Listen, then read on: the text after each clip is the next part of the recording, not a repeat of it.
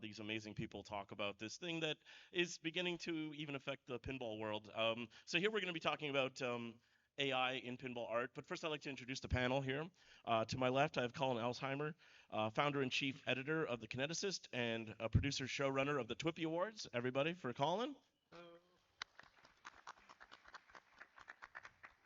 And sitting to his left is Ian Jacoby, founder and editor of and chief editor of Nudge Magazine, and he's the co-host of Nudge Pinball, the Nudge Cast Pinball podcast. Yeah. And to his left is Monsieur Jonathan Bergeron from the beautiful the Belle Provence, Quebec. He is a graffiti artist, and he has created the artwork on many games already: Jurassic Park, Final Resistance, Labyrinth, and one of my favorites, Dune, for Barrels of Fun. Give it up for Johnny Craft, everybody. And to his left is Brian Allen, founder of Flyland Designs. He produces a multitude of illustrations based on pop culture and pinball images on posters, frisbees, and multiple alternate translites, and has created the entire art package for the Funhouse 2.0 Rudy's Nightmare art package for Pedretti Games. Let's give it up for Brian Allen. And last but not least, we have Brad Albright of Brad Albright Studios. He's also created numerous illustrations, merchandise based on movies, music, and has produced original illustrations for Ace Grim Studios, the entire art package for the amazing Portal module on the P3 system, and the Monster League Hockey homebrew. I don't know, has anybody got a chance to play the Monster League? It is so awesome. I love it for sure, guys. Go out and play that. And of course, I'm sure you're all aware again, the Winchester Mystery House from Barrels of Fun is the latest release. Congratulations, Brad Albright, everybody. Okay, here we go. So, oh, there we go. Cards. There's for Ian and for Brian. Okay, over the past few years, AI or large language models, as most people know them, machine learning, all these things have become increasingly more robust, complex, and are being utilized by the public sphere more and more every year, and have already begun to disrupt virtually every industry that we can think of, like from financial, investing, healthcare, paralegal, to filmmaking and digital illustration, and even has now apparently begin to influence the pinball industry. So we're here to discuss that. People working as artists or people who work with artists as publishers, and kind of discuss sort of where they stand on where the place of AI art is in the pinball sphere. Just to start off, everybody, I mean, I'm just curious, who here is familiar with generative AI? Just raise your hands. Okay, who of you keep your hands up if you use generative AI in any capacity in a professional basis, if you use it consistently? Okay, wow. So that like almost half, like at least one third of you. That is pretty wild. So yeah, we're kind of talking to an audience so that's pretty well understanding what's going on. But just to kind of go over exactly how the generative AI process works in terms of visual arts creation, I just wanted to kind of hand it over to either Brian or Jonathan or Brad. Um, any of you want to field kind of like how you see, just to explain how it works, how the process works of how AI images get generated and can be used. I'm not saying you do use them, but how they can be used, and what that process is like. Can someone explain that kind of a little more detail, that process? Anyone want to jump in? Do I have to name names? Maybe the guys with the Brian? cards. Oh, well, I don't use it in my process. I morally object to it because the foundation of AI art was first built on a large database. I wrote down the name, I lost the name. It's not important. But that database was billions of images that was like a picture of an eagle, and it had the word eagle. And the initial point of that database was to help train computers how to recognize what an image looks like. But then these generative AI software programs, I think starting with ChatGPT, they used that open source database without any permission granted from the images that were not submitted but just scraped um, to generate these programs. You can actually reverse check to see if any of your images are in that database, and I have like 100 images that were just pulled from my website in that database. So they helped train the early models on how to draw a tiki guy, for example, or a patriotic eagle. Now there's billions of images in that database, but for me, I could never get on board with AI just because I think from the very beginning it was based on copyright infringement, because none of those uh, photographers or artists or bloggers, none of them were consulted, none of them gave permission to have their images used in this way. And the And not compensated either, obviously. Yeah, they're not compensated. They're not even credited. And I mean, I'm sure we'll get into it, but some of these programs can even duplicate the entire style of an artist. So you could type in Brad Albright or Johnny Crap, and it won't look nearly as good, but it will be like a hauntingly similar copy of their work and mine. And there's just something so weird and soulless about that. There are artists much more known than myself that have gotten their entire portfolios stolen to the point where it's built into the app where you can just choose this guy's name and it will make artwork exactly like that guy's studio. Um, anyway, how long have I been talking? Not long enough.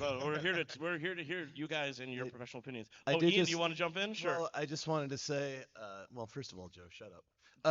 Second of all, I think that was a really good point because it's essentially pattern recognition software. It's not when we call it generative AI, it's not generating really anything. It's sort of combining, different pieces in ways that it sees. It's sort of like, I guess, maybe the charitable view of it is to say that it's postmodern, right? It's combining previous elements to create something new. Whether it is or not, is obviously up for debate. It's funny because although this is right, Joe, you tried your hardest today to set up a balanced AI panel. Unfortunately, there was no one willing to come on the record and speak for AI All today. all I'm gonna say is that uh, representatives from There was, though, they most dropped out. pinball manufacturers were asked, um, and I'm going to leave it at that. It's fine, And but I'm like, just I saying did we reach out the to. pro- the one problem with today, right, though, will be is that any of the decision makers for this are not in the room right now. The decision makers for this are technology people and people who own large companies. So Yeah, no, that's unfortunate for sure. So I guess I'll stand in. I'll be your punching bag, Ian, or for everyone. I'll kind of play devil's advocate a little bit here. So I guess sort of the argument could be made to some degree.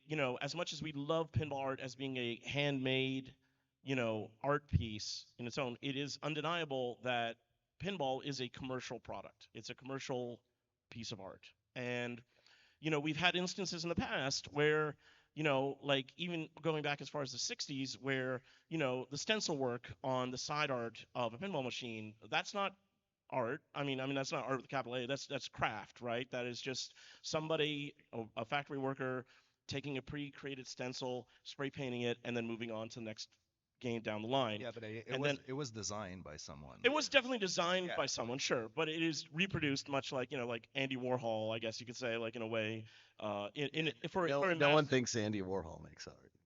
Wow. Okay. Well, that's another debate. But anyhow, my point is that, and then also, like, in the early 2000s, we had sort of, again, I'm not saying these are great examples, but I'm saying there has been examples in the past, like this whole Photoshop mess process of like the early 2000s, where you were just taking the, publicity photos, photography and imagery from whatever the IP had, and said, you have to use this. You have no creative license to reimagine any of these imagery. You have to use strictly what's in our style guide, and that's all you get.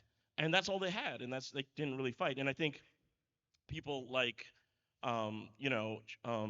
Dirty Donnie and Zombie Yeti and Brian Allen and Jonathan and Brad, they've all kind of been part of this revolution of really reinforcing the importance of hand drawn art. But I guess, like I said, there has been precedent in the past where, um, Can I jump in here quick, of Joe? course, Ian, you can always jump in whenever you like. As someone who uses like human artists on a pretty regular basis, I think that maybe the difference is the interactivity between those things. Because you're right, when someone is spraying a panel, right, for a print, they're kind of putting their spin on it. But Johnny's also right that there was the initial design as well.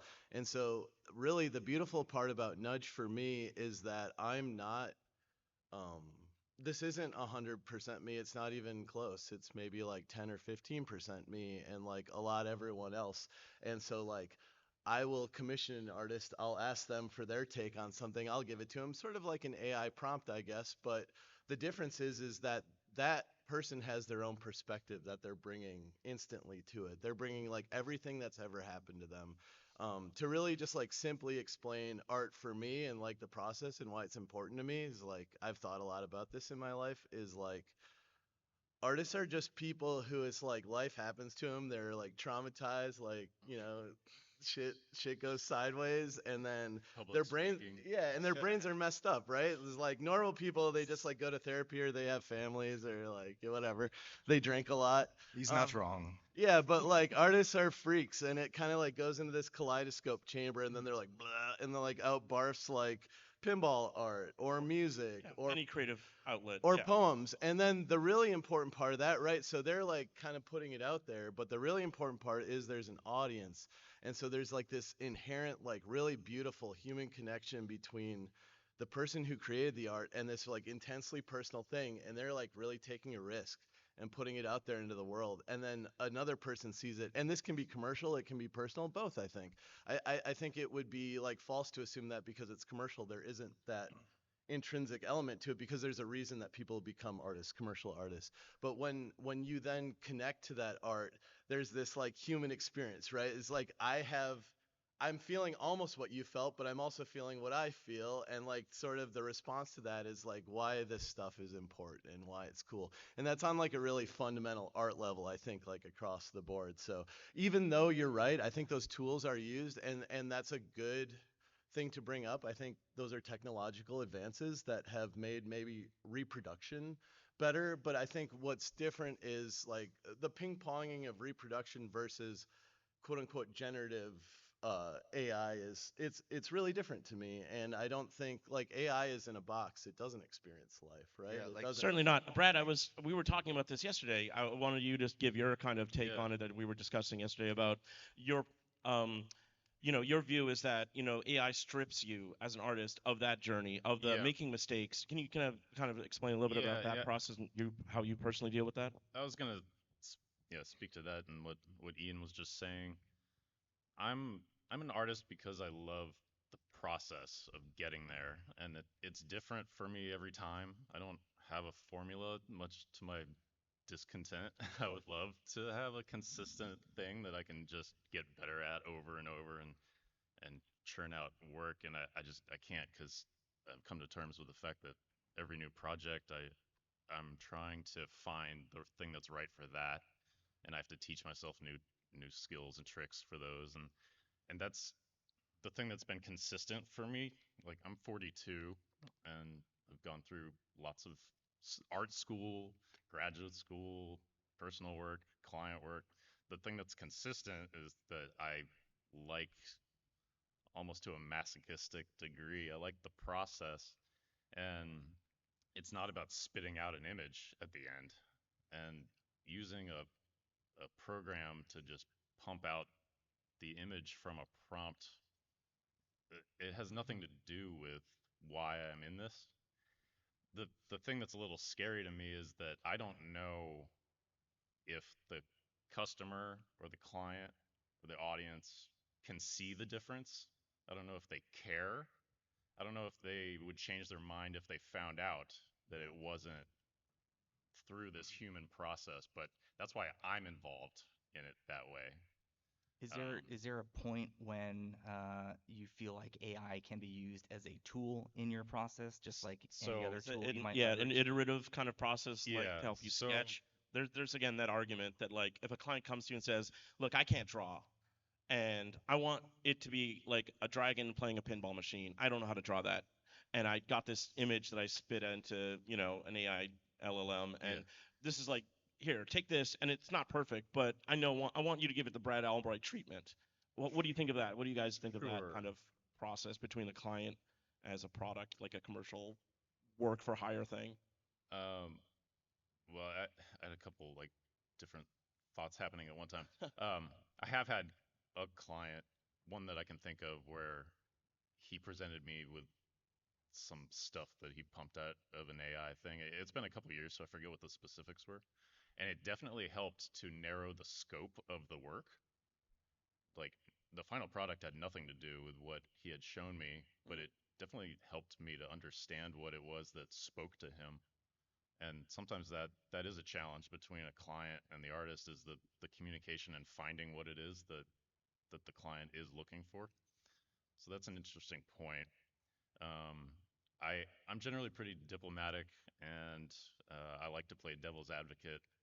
And part of what I think is scary about a panel of artists that are fundamentally like against the idea of this thing that's stripping our livelihood and stripping the integrity out of it. What's scary is that this is so young. We don't know what it's going to be next week, much less 5 or 10 years from now. And it's already worming its way into the tools that are industry standard.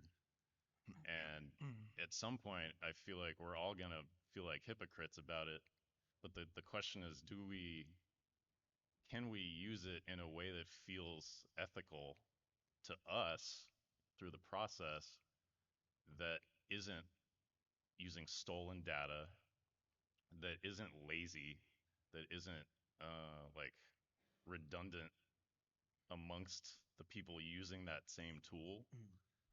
It's gonna get there where we can't tell the difference, and I We're don't almost I mean, there. like We're yeah. almost there. Yeah. I do feel like pinball is something special that I kind of discovered when I did like I didn't know about pinball when I got into pinball with Jurassic Park when I was asked to do Jurassic Park, and I loved it. Like I really dove in and started looking at the old artists. I met some yesterday that like Doug Watson and like these guys just like pour their heart into it, and and then for a while it was like a lot of Photoshop stuff, like like photos, and then they brought back the artwork.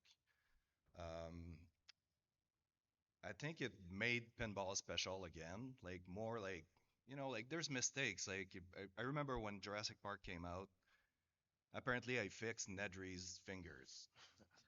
Like he had sausage The sausage fingers fingers, apparently. yes. The Jimmy Dean pork sausage fingers, yes. But that mistake is part of history. It's part like and it's like a person, like there's like a whole baggage behind it, and those stories are cool. Like there's an autograph session later. Like, are you guys gonna go like make your stuff signed by someone who wrote some You prompts? better.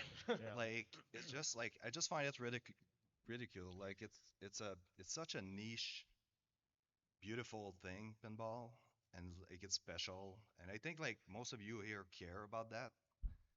You love those stories, the memories that you build around those machines. Playing with your kids and looking at the artwork and like finding the weird little things and that like Captain Fantastic. Oh boy, let's You not know, talk about Captain Fantastic here. That's there's like another lecture on Mad it's all Dog Dave Christian. it's all part of it, and like I do think like I mean someone like a company was supposed to be here. Of course, like they had some AI in their artwork. Like we all know the story. Um, was it like overlooked? I don't understand. Like that's another thing too. Like if when I submit my drawings to like a company, they go over it like crazy. Like why is that like hair a little too long and this like details. And then like four eyes just went like this. And like, is it something built in AI that like just passed by or like in our brain, like we just don't see it? Well, Like it's just like, for pinball specifically, because it is more of a commercial product and because you have licensors involved, does it matter as much as long as the you arrive at the correct end result to the licensor standards? Like, is it your responsibility to catch that and it's, disclose I it, mean, or like the everybody dropped licensor's the ball on that responsibility? one. Like, Yeah. like at Yeah, all the we'll get steps to of the elephant in the room no, with but Colin. at all the steps of the process, like someone didn't see it, like from Yeah. like the higher ups, like outside of the company at the licensing, and like everybody, like no one saw it. Like I don't understand. And Yeah.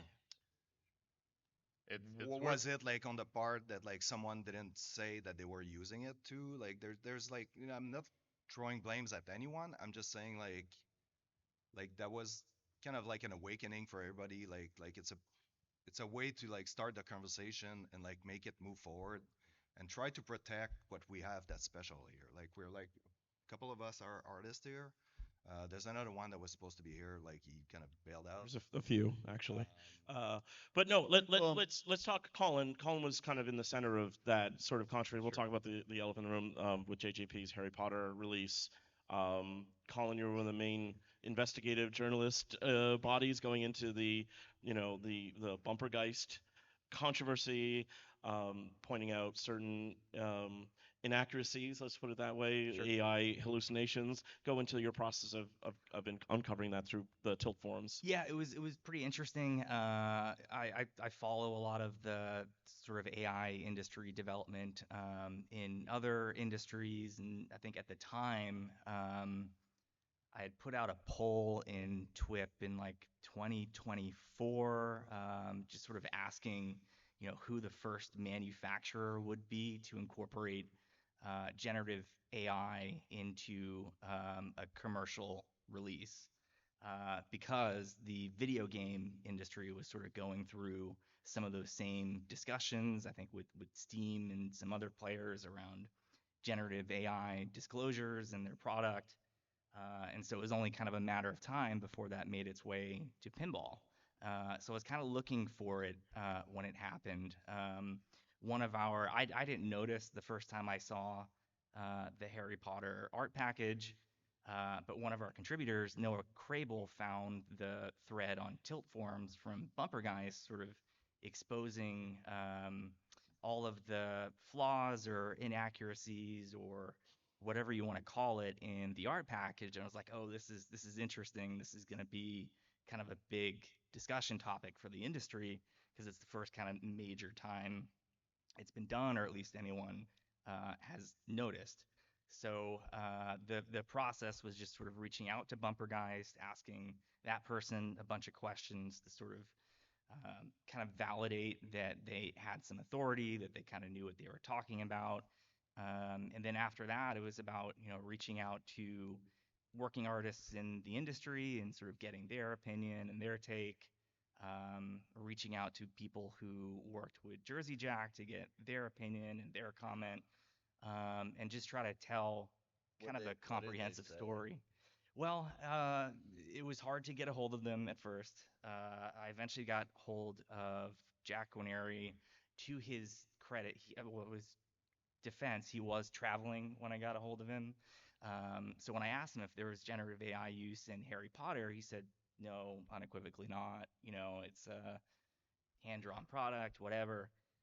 But then, a few days later, the main artist, Jesper Abels, posted sort of an apology follow-up on Tilt forums, acknowledging the use of some generative AI, mostly filters, that weren't caught in the process. The team supposedly didn't know, and I followed up with Jack after that, and you know, I'm not sure that he really understood what it meant to say using AI in a product. Yeah. And to him, it was probably more of just a tool in the toolbox. So, Yeah, I think that was something that I really have run into a lot in yeah. general talking to people at like it's hard to say this without just talking about like generationally. Jack is of a different generation than us. Sure, and also He's he's a high level person. a hundred. He's not going a to be supervising the artwork like He someone doesn't. He who's the doesn't art know supervisor, a like hundred. a A hundred department percent. supervisor. He's But not point. responsible for that.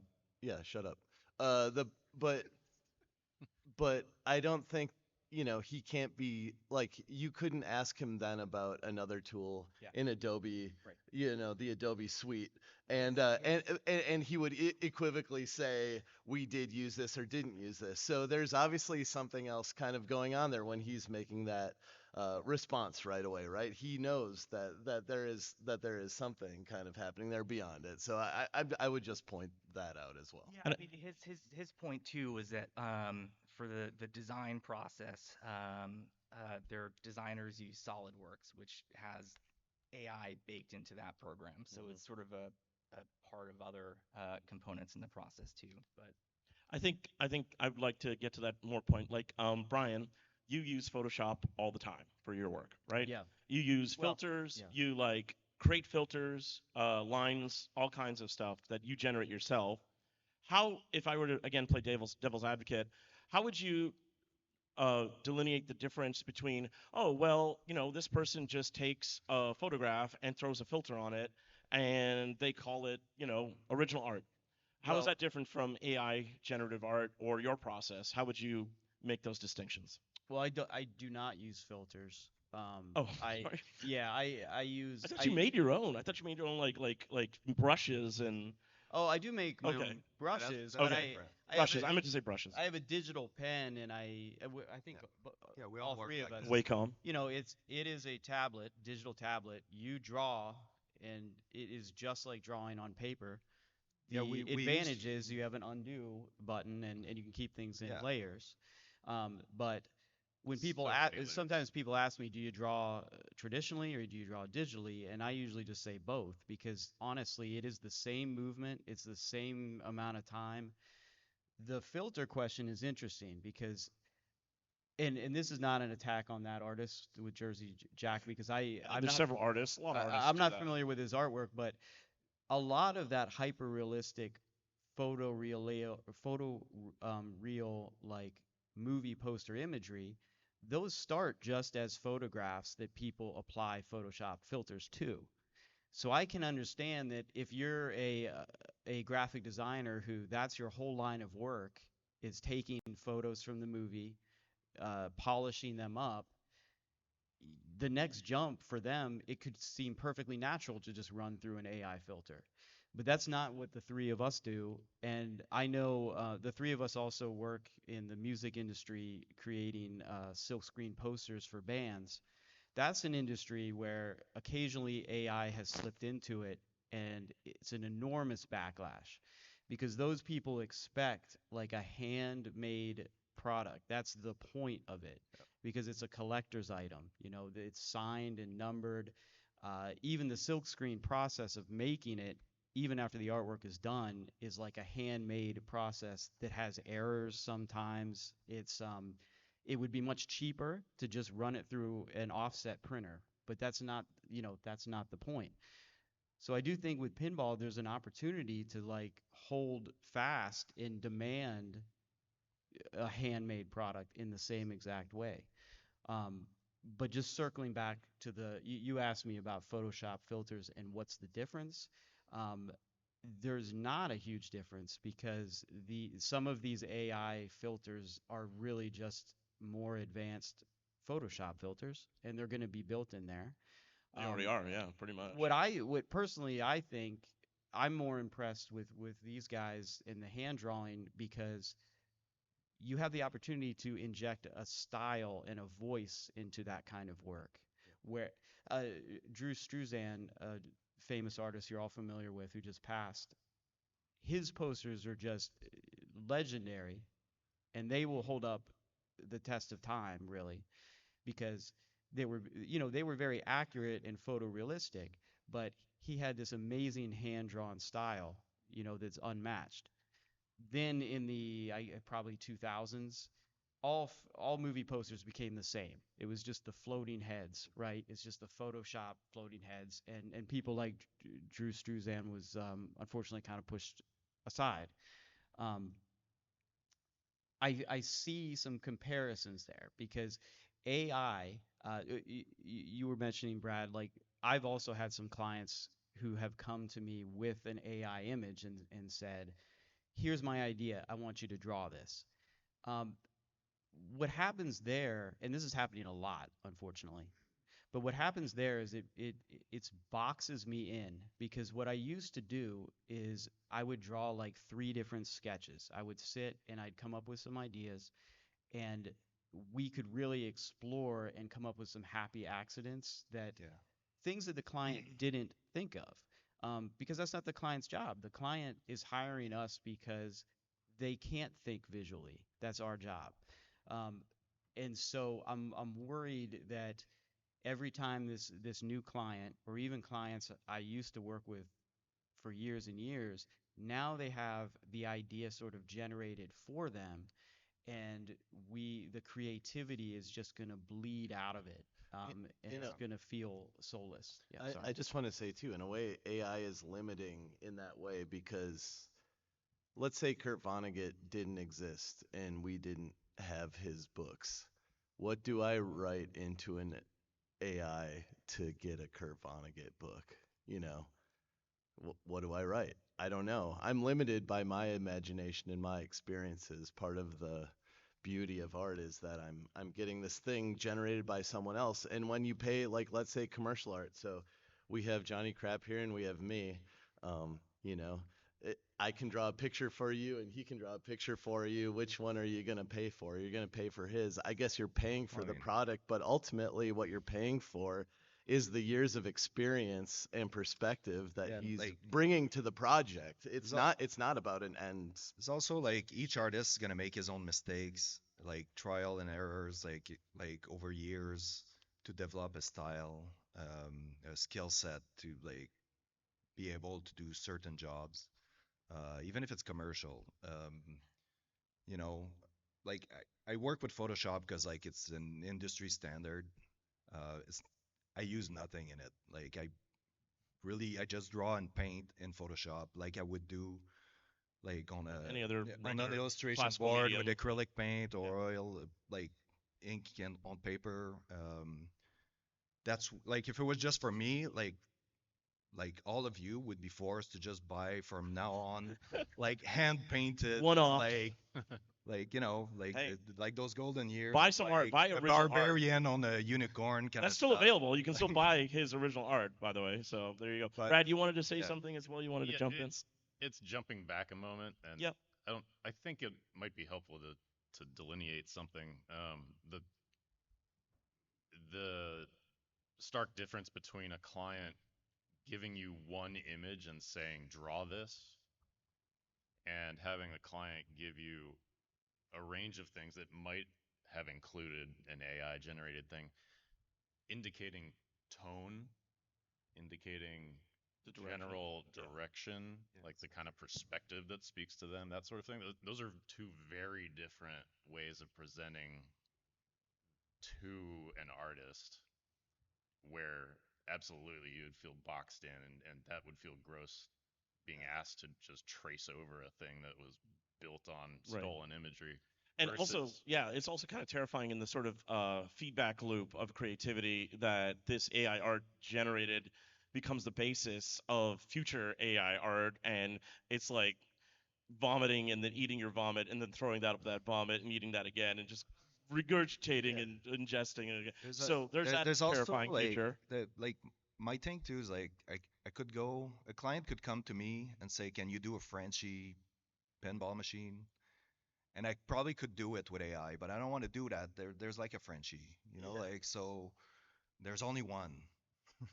So like he has to be able to do his job with his skill set like for the type of jobs that he's getting. And then there's room for like other artists. Like there, there's a there's a good group of artists right now in pinball that do different stuff, different style, and I think it's healthy. Like it's on the long run. I And want to just have a quote here again, going back to Brad's point about the process and much of you artists and I think it's just really true. I'm able to quote this person. This person couldn't appear on the stage today, but they gave me the okay to quote them if need be. And I think it's just really very true. Failure, this is the quote: failure is a part of art. I fail often. It is how I occasionally succeed. It's long hours and dedication. It's work, and it's often a thankless process. And I think, yeah, like that's just like in life, you make mistakes and you learn, and there's none of that in AI. It either does a thing or not, and you keep on trying to give it the right input. And there's that whole gumball metaphor where you just put input into it.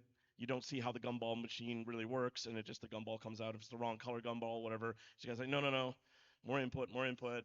But like how that comes to that process is not a human thing, and it's nothing that we'll ever understand. But as artists, I think all of us can consider ourselves artists, editors, in some capacity. Yeah. I'm a photographer, and some people say, oh well, you just take a picture, and there's like the argument that the photographer destroyed the painter. There'll never be painters anymore. But clearly, we're living in an age where we have painters, we have people who paint in the era of photography, and you know, uh, it's just really interesting. It's kind of like, I feel like this panel is kind of like the scene in Jurassic Park where they're talking about the consequences of cloning dinosaurs, and the whole panel is like talking about the ethics of that. I might be the lawyer in this situation. I don't know. I hope not. But I just see, for myself personally, I see it as kind of not an inevitable thing, but I think that there is going to be some form of hybrid work, much like how we've incorporated many other disciplines There, into a digital era. I there, think yeah, there is. We can pick how we use it, though. And I don't think that intentionality is being felt by anyone but artists. mhm. I don't think that anyone on the business side of things is wrestling with those No, certainly not. philosophical The rest questions. with the bottom Hold line. on, let me finish. Yeah. Uh, Great moderating. Uh, there's this guy Ian Harrower who made Blood Bank Billiards, and he used AI art, and it was honestly for me the best argument for AI art. He has a process blog. I would highly recommend you guys go out and find it. If you just Google Blood Bank Billiards process, it'll come up. And he changed my mind on a couple things on AI. Obviously, you guys have been here. You know I'm a bit of a zealot. Even this is like the toned down version, so that's pretty Very funny. much so. But Ian Harrower talked about how he used AI and it actually taught him, so it could never get to the point that he wanted it to get to. He couldn't do it. He never got the gumball he wanted. So he had to kind of color his own gumball. He learned how to shade. He learned how to like kind of make some really basic forms. He's still not a great artist, but No, he's not an artist. He's no, a programmer for Google. but exactly. But he's getting better, and that was a good eye opener for me because I'm like, oh wow, this is actually a tool that is helping someone create their art. It's helping them have perspective and think about the things that they don't like. And so I don't want to dismiss it out of hand in that way, but I don't think what we're talking about is someone using it in that way. I think if we can use AI as an education tool, if we can use it, obviously there are ways that AI is going to change our lives, like for the better. Like I think in research, in science, Medical industry, sure. Yeah. there are all kinds of ways in which it can be used. But I just think we no one on that side of it is ever going to put the safety guards on. Why would they? They don't want to. They want to consolidate power and money. I mean, that's what they want to do. I get it. That's what everyone's always wanted to do. But so we have to be the ones who do that, and we have to think about those things. And like, I would challenge you. Before, when I was being a bit more snide about this, I had a video. So we have a booth over here with Bash Pinball, and it's like the most human art thing imaginable. It's like disgusting. There's stuff all over the place. There's like random stinky people wandering in and out. And then right next to us, yeah, I was told it wasn't AI art. I'm fairly certain it's an AI art T-shirt company. Is next to us. No one has been there the entire time. From Australia, they made up. There's But, no, like, sure, whatever. No one's been there the entire time. People kind of walk up, they look, they walk away, and it was just very stark to me because it's kind of like, who is this for? Are we like building community or what are we doing here? So, sure. And also, just again, I want to talk to you artists about, like, really, I don't want to be dismissive or diminutive of, you know, like it's not a big part of the budget overall of the pinball machine when you compare to licensing and to technology and tooling and everything. I, We're I we're imagine I imagine it's not really a big cost savings going to AI. we're getting paid. That's what I'm saying. Yeah, there's no money in pinball, Checks in the right? mail. Like again, like I love you guys because you guys do it because you love it. You could be doing so many other projects that'd be a lot more profitable for you and for your time. That'd be more worthwhile. But and I'm just thinking, like, do you think that do you surmise that like do you guess that maybe it's just a time saving thing with some companies that they need to get something done within a window and then it's a shortcut for getting to where you need to No, go as like quickly as possible. It's just a time thing as opposed like to a cost thing. What is your assumption why this is so attractive in the uh, pinball world particularly? I I I don't think it's like a time thing because like artists will, we put so many hours like in a week to get something done just because like we agree to do an art package. No one's forcing us. Like we want to do it. Like we choose to do it. We try to do it as good as we can. Like we don't always succeed. Sometimes we're wrong. Sometimes but that's what makes us not AI. First of all, like we're just human. We will always put the hours. Like we like no weekends when like the deadline is looming. Like Just got to there's do it, no get it life. done. Like like you don't see like, your family if you have a studio. If you work at home, you're lucky, but you're still locked in a basement or just ask like Zombie Eddie like how like he put so many hours doing like 3 package a year and like um like I was talking with Greg Freres, like he put so many like years like they used to work all together in like a room, but the artist was still there with them and just like putting in the hours and still making the deadlines and like so many machines were like being built and like one after the other, and there was so much creativity. Like of course now we have like the licensing which like sometimes can slow down the process because you have to like there's Approvals. likeness, there's like Yeah. approval. Sometimes they don't like the color. You have to change the color for like, so sometimes like some adjustment in Photoshop can be useful for that, like just because like you can't just redo the whole piece. Right. Yeah. You have But to it's color not just hue. pressing a button though. Like Yeah. you still have to adjust everything manually, like remove some parts like in a corner that's like too dark, like you adjust. But it is like I don't even know, like it's not even a cost cutting thing. Like I do not understand like So honestly what why do you think is using the it in appeal then? pinball. If it's not money, if There it's is not no time. appeal whatsoever. What, Brad? We'll go I for it. AI I doesn't talk cannot back. see it. Yeah, sure. Yeah. yeah, Doesn't sass ex- you like ex- you're sassing me all day long. ex- Okay, Brad, go ahead. that's exactly it. I mean, let's be honest. Like people are messy. Relationships are hazardous. There's a great danger in There's bringing. personalities in pinball. You're saying there's Yeah, pinball drama like in the art world. I Okay, mean, go ahead. it can go both ways, and honestly, like if somebody doesn't already have a relationship with an artist, they may be reluctant to want to like add a personality into that mixture, and not having to do that, it It's that could, very human element that they don't yeah. want. So I think more than ever, probably ever in history, it's it's starting to feel more important to our job to be a value add. Like we have to be not a pushover, but we need to be like good to work with. Like our perspective and our ability to like hammer out an idea and help get to something better.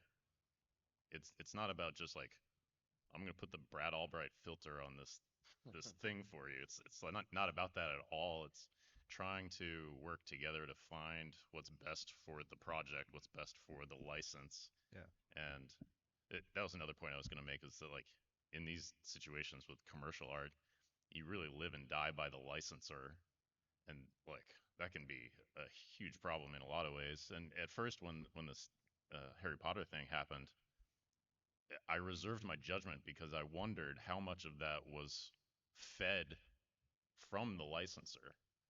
Because there's huge amounts of like existing assets for Harry Potter. I used to work Unbelievable. in Yeah, yeah. It's a Harry huge Potter catalog. licensing.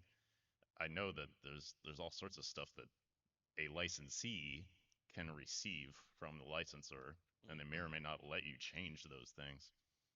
So it was interesting to watch that pan out. The deep dive was like hugely illuminating in that, but it's it's hard trying to stay ethical when you are ultimately there to please the licensor.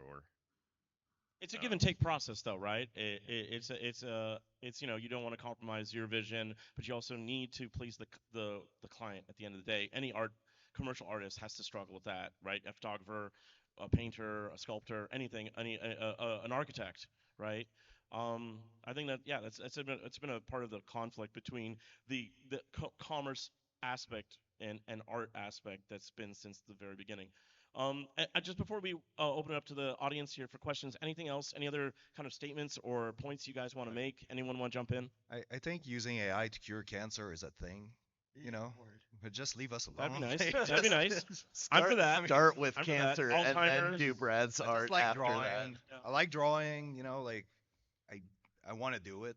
Like if it's not in pinball, like if there's no room at some point in pinball for like an artist to draw, like I'll still be at home like drawing, but you know, it's just like cancer is a good thing to cure. Cure. Like, To cure. like To if cure. you have to have like huge data centers Don't click to that. hold like all this knowledge that like a computer can process to like cure cancer, that's fine.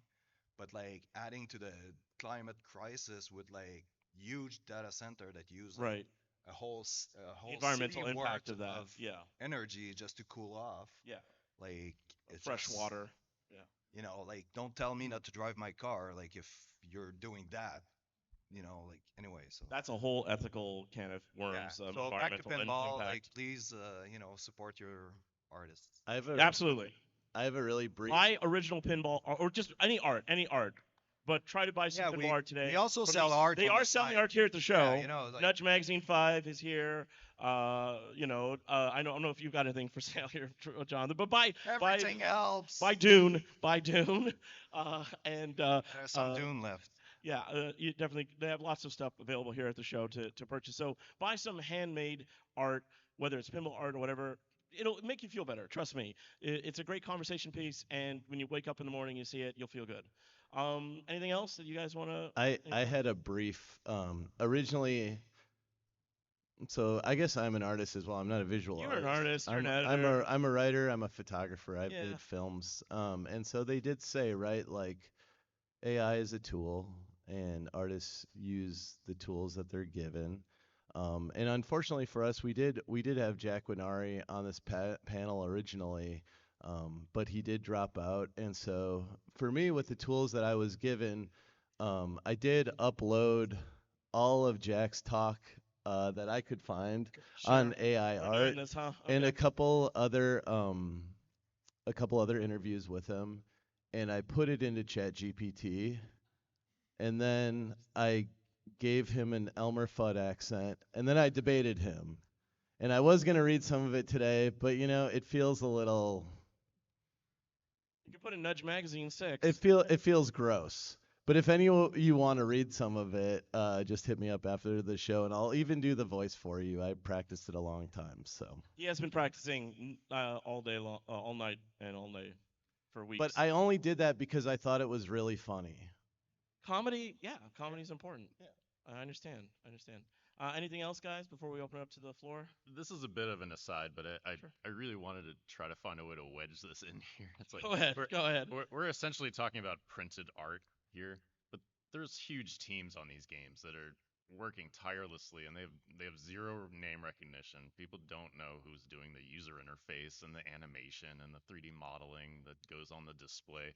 And those guys, in my case, they feed information back to me that assists my process. So I wanted to celebrate just a few names on Go right ahead. Yeah, absolutely. people I've been really fortunate to work with this past year at Multimorphic, Steven Silver and Rory Cernuda.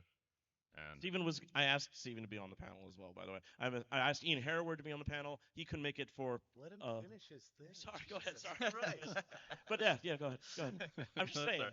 I would have And- loved to have had them here as Shut well. up. and at Barrels of Fun, Joshua Clay, he's wearing lots of hats doing the user interface, the modeling the interiors of the environment and animation, and he's not a household name at all, but I found out midway through the process looking because I went to Pinside. Worked on Jurassic Park. Yeah, Jurassic Park, Black Knight Sword of Rage, which has my favorite animation and like the whole Yeah. I didn't expect to go this deep into it, but my favorite animation in the LCD era is Black Knight Sword of Rage because it's got this like stuttery stop motion Ray Harryhausen look that is so perfect for the theme. Totally not required, but it's a detail that came from his perspective and his knowledge of the history of animation that made it a better product, and I love it so much. And I didn't know that it was him until like far through the process because I went out of my way to go to Pinside, plug in his name, go down the list, scroll, and find out what this guy had done. It bums me out that these people aren't often credited. Championed, yeah. Yeah. So yeah, Joshua Clay, Trent Armstrong, Julian Brown, and Blake Dumasnil. They all contributed hugely to the identity of Winchester Mystery House, and and And back you, to Steven I think Silver we give a and round of Rory on applause, Portal. everyone, please. Find those guys, give Absolutely. them some drugs today. Good for you, Ian. That's great. And they'll create more crazy, weird art, That's what and I'm that's the saying. whole point. It's That's again a it. great process. Yeah, absolutely. I 100%, and that's one of my favorite animations for Black Knight. The Stern Black Knight Sword of Rage is awesome. Okay, so we'll open it up to the audience. I have the Sure, first question. sure. Go ahead, Dave. I I don't see how we're going to get to any resolution if we get down at the level of filters. I think of that as like a numerical translation table that a number translates to another number, and whether the numbers came from Algorithm. AI or manually. Uh, it's more like top down. And I think of a past seminar where Kevin O'Connor was here talking about he had to do the Data East Playboy 35th anniversary, which was kind of a milestone in his view that it was composed from 35 different elements, and some were hand drawn, and some were given to him by Playboy, and some were, mechanically supported. But he applied the top down view of this is a pinball back glass, and it has to draw the patron's attention and get them to walk over to the game, and working down from that he made himself comfortable with this big Photoshop assemblage, even though yeah, he but went like, to art Very school, he unwieldy. drew strikes and spares and whatever, totally hand drawn, but he made yeah, himself but like comfortable. those photos were taken So by someone, like by another artist, which is a photographer. So like, right, so he used some other artwork. That's like a different thing. It's not like using just. well, he did draw some elements in Yeah, there, yeah, but no, that's and what I mean. so, yeah, so can we say that the real value add we have to start top down? Oh, certainly. There has to And be Oh, definitely. oversight and a art director, a vision, 100%. And like like errors. Like if you guys know Stargazer, you guys I'm sure with familiar with Stargazer. There's a hairy kneecap that was in the first run of production because somebody just overlooked a color swap and stuff. So like there's been issues, but at least there's been somebody overseeing that process, even though it can be like a mechanical reproduction process. There's a human person that's overseeing and taking responsibility for that, and that's again a really scary part when that's being stripped out of the process. Yeah, go ahead, Kale. Yeah, I had an interesting conversation with Zombie Yeti, and I was wondering about this. And we all know he's very anti AI art. Excuse me. But of course, now he's an art director at Stern. He has to manage a lot of different artists. And he was telling me, without naming someone, he thought somebody was using AI art, and he had to have an interview with them, vet the layers in Photoshop. He noticed some certain things that were indicative of AI art. And my question is for Ian. Um, oh, and Colin. The written word. You guys have contributors. Do you take any measures to examine contributions? And uh, someday are we going to see, like we see in some major online publications, at the end of the article, Right. created by AI art, but by the hand of a human being? Or does that concern you? Are we Have, going to see that in the future? have you read Nudge? Yeah, right. Kale knows. Kale's intimately familiar with how much that won't be a problem. It's like we can barely string a sentence together at all. You know that humans wrote that one.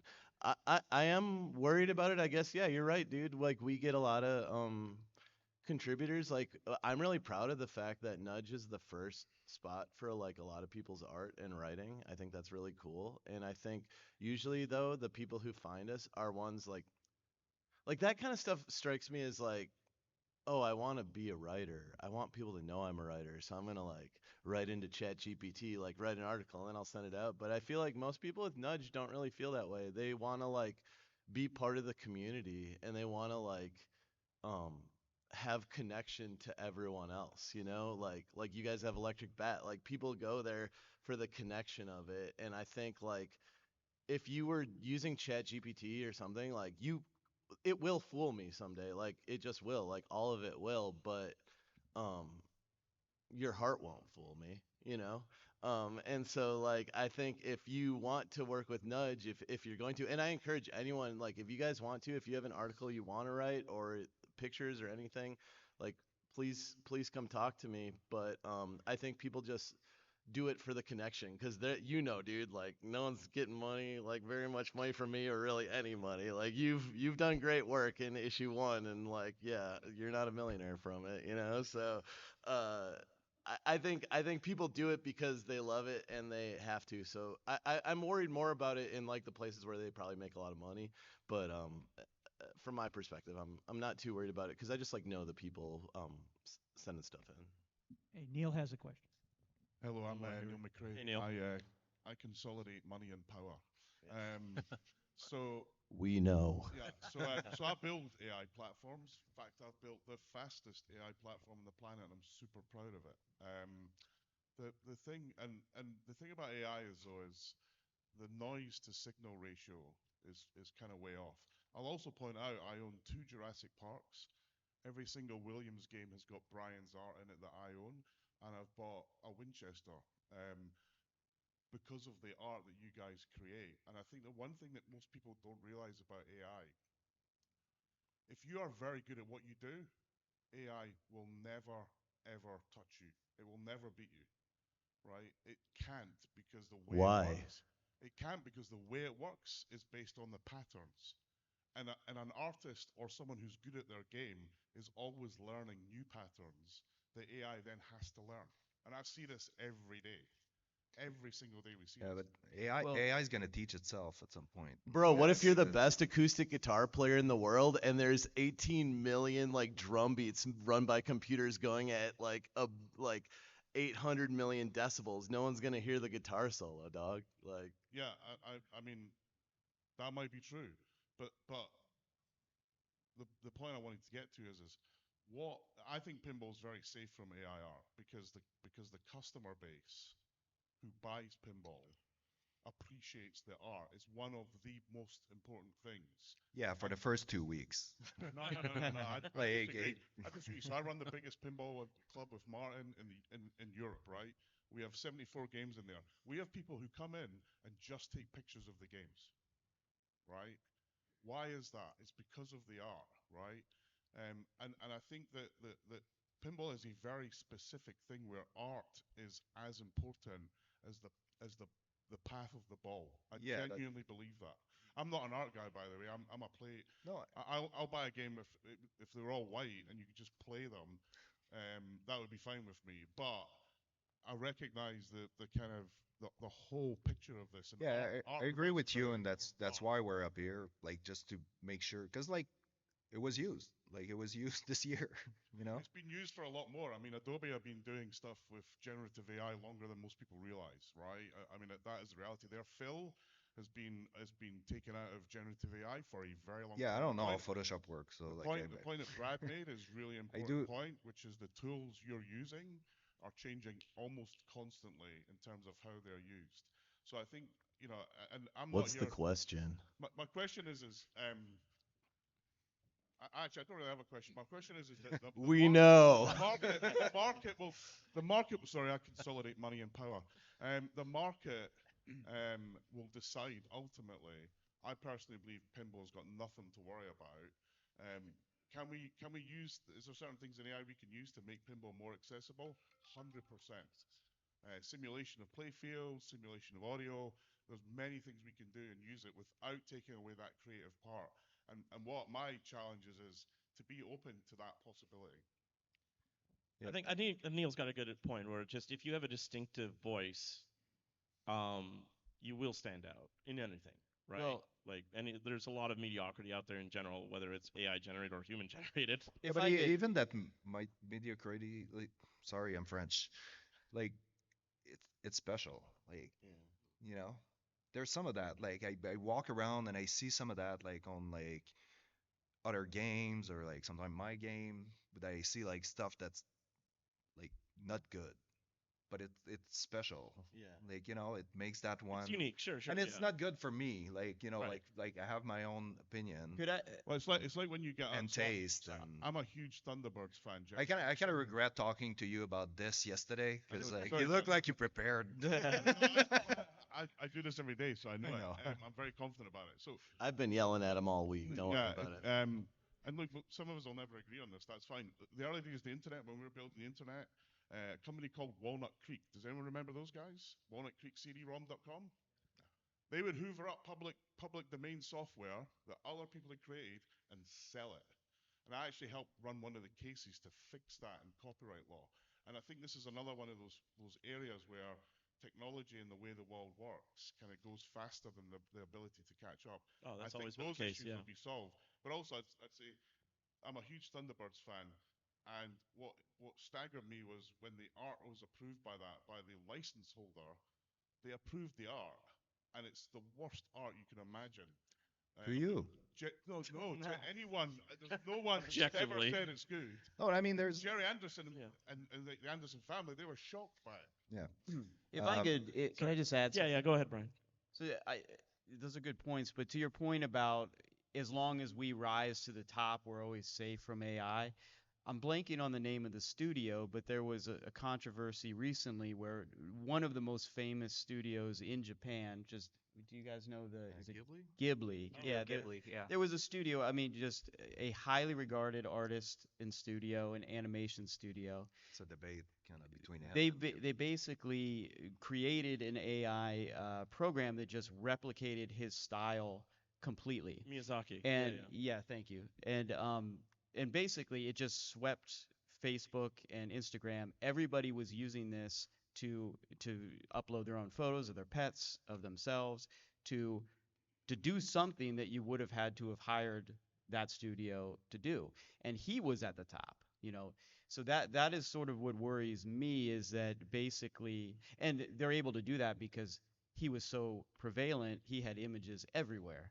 So it's very easy for these programs to scrape that, and his name is associated with every image. So I guess that's what I'm worried about is the people at the top are going to be the first who are replicated. There's also a good video of him like speaking it with did some of his happen, though. employees. Speaking with some of his employees, and he was like having a debate with them because they were like, we can do this easier, like with AI, and his answer to that was like, "Well, what's the point then? Right. Like, what is the point? Like, he developed a style, he developed like through the years and the hard work, and then it becomes just a thing, like just another thing. Yeah, but Well, the market will, like, the market want new stuff too. Like the market wants something different. Like when everything's saturated with like the same thing, at some point like there's gonna be something else like weird there, and people are like, what is that? Like, and then your attention is turned towards that. And like you speak about like us like being safe, like, cause we have our style, we made it, but we all started probably like I can't speak for them, but we all did flyers for a local like bar or like like at league, like you have people at league, there's always an artist in there, like even if it's not a good artist, like it's an artist that's like trying to like get his chops and like just his skills, like gain a skill set to hopefully maybe one day work like either like take my job on a game or like do something else like in a different field that's something interest him. And I think like giving those people those chances, sometimes they'll do like a flyer for like two beers like on the night of the show and at a free entry. Bad artists a great- become good artists, but they start as bad artists Yeah, that take I think we all small do. job, but that take small jobs. And when we talk a very about good AI art, like those are the ones they're like small businesses will use AI, it'll be like better. It's like, well, this is what you're talking about. Those early stepping stones are gonna be taken away. You And rob that- them of Yeah. that. You Yeah. rob them of those opportunities. Sure. There's that 100% appreciate that case community. We got to wrap this up. We have one more question in the back there. Yeah.